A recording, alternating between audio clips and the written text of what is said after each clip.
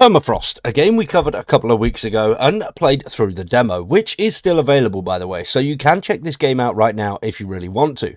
Have just finished up a load of testing and have released a dev letter going over what they've learned over the past few weeks with over 10,000 people responding to the demo and letting the devs know what they think about the game and how they can improve it. Now, overall, my first thoughts and opinions of the demo and the game itself are really quite good. I didn't see too many downsides. It was a little bit buggy in some areas. Some of the dialogue was a little bit slow and not very memorable, but overall it was enjoyable. Loved how the game progressed, loved the detail in some of those snowy areas, and just how it felt. It felt really, really polished and really good, especially for a demo at this early stage of their development cycle. We don't have any news yet on when the game will release. They have said in 2025. It's developed by Space Rocket Games and published by Toplitz Productions. Space Rocket have done a couple of games, and Toplitz publish almost every single indie developer out there at the moment. There's tons and tons of stuff from them. They've done loads of good stuff, and they also develop some of their own games. But the demo was loads and loads of fun. It is still available, as mentioned, and you can check it out and enjoy it. I don't know how long they're going to keep it going for, but at the time of recording this video, it is still live. So they have gone into what is next for Permafrost. And the team have said, "We know that many of you want to know what is happening. The demo was a good starting point for identifying what matters most to you as players for the full game. Over 10,000 of you have submitted feedback on the demo, and our focus will concentrate based on the points raised and the comments received. This is what we will work on for the early access launch." And there are tons and tons of things they want to get right before launching into early access, which is great. There are a few indie developers out there that release a game into early access full of shit, full of bugs, and not really working the way it's intended. Which, just because it's early access and you slap that label on it, I don't think that is an excuse for a game to run poorly and not work well for the majority of players that play it. Whereas Permafrost overall worked extremely well, and a lot of people that did play it enjoyed it. But before the game launches fully into early access, they want to work on technical performance, core gameplay systems, the building system, multiplayer experiences, the user interface, bug fixes, and tons of quality of life improvements. Which is great, and I'm excited to see that.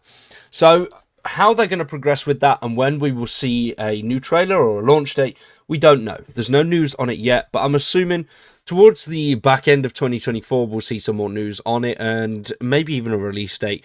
And I do think, judging by the state the demo was in, they're going to be launching early 2025.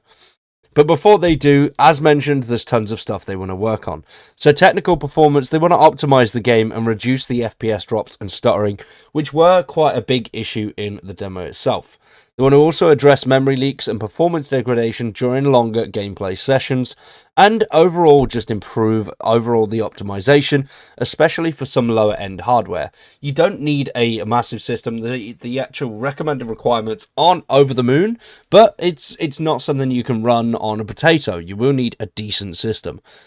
So as you can see here, the system requirements: Windows 10, i5 8600 or AMD Ryzen 5, 16 gig of RAM, a 1060 or a 590. So not the highest of specs, but definitely not something that you can buy cheap and cheerful. You'll still have to fork out a few $100 to get those specs. And that is just for the minimum. For recommended, Intel Core i5 12400 or Ryzen 5 5600X with 16 gig of RAM and a 3070 or a 6750 XT. So you're still going to need a pretty decent setup, at least maybe $1,000 if you're buying it, or if you're building it yourself, a few $100. So it's not exactly the cheapest of PCs that you'll need to run it.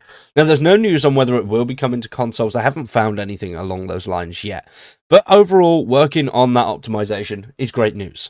Now, for the core gameplay systems, they want to improve functionality and inventory management, making backpack switching more intuitive, and basically the overall flow of the game and picking up resources will be a little bit smoother. I think that was one of the downsides I found, especially during the demo. It's not massively long. There's a lot you can do in it, but overall, I was always running out of space all the time, it did get a little bit annoying. They also want to fix glitches with item transfers and storage for the early access version, and improve overall the inventory interface experience for the players, which I think is good. The overall inventory was a little bit clunky. It was a little bit hard to get to grips with at first, but once you got the hang of it, it was fine until you'd started to build up a decent amount of inventory behind you. Then you were constantly looking for boxes or building boxes and somewhere just to store all of your stuff. So yeah, a little bit annoying. Then the building system, which I overall enjoyed. It took me 6 minutes to build a little log shack, which not long at all in a building game. Some building games it will take you hours to build something that size. So I like that that is a smooth and enjoyable experience. But they do want to work on it by fixing camera views issues when in building in small areas, or structure placement being more precise and intuitive for players. They also want to address issues with building degradation and maybe making that a toggleable feature. Because at the moment, once you've built your base, it will degrade over time. Obviously, all of the frost and some of the harsh storms that you come across will start to break down your base over time. So you will need to continually repair it and keep it up and running and make it smooth. So that's good. That is good. And I like that they are making that a little bit more optimized for the general players that aren't going to be sinking hundreds of hours into it and spending a lot of time building. They just want to build a little shack and then continue through the overall storyline. Then they've got multiplayer. They want to fix connection issues and rubber banding that were very apparent in the demo, and synchronization problems, as well as bugs where players were getting kicked from sessions, and the dog companion system, which wasn't working relatively well when you were in multiplayer. Single player, the dog companion worked pretty good. There wasn't too many issues there. I didn't come across any anyway. And user interface and controls. They want to smooth out that system and make the UI more user-friendly and functional, which overall I thought the UI was relatively good. I didn't see any issues with it. It was easily understandable, it was smooth, and it wasn't too much in your face. Then, for the usual stuff, when it comes to an early access title, they want to address bug fixes and quality of life improvements, mainly glitches for searching bodies, issues with backpacks, issues with sound, and instances where players were stuck in environment textures, as well as implementing a real save system and polishing and improving many of the animations that you have in the game, such as skinning items, interacting with NPCs, and interacting with various buildables and constructible items in your base. So I think overall that is a great start to the early access road of Permafrost.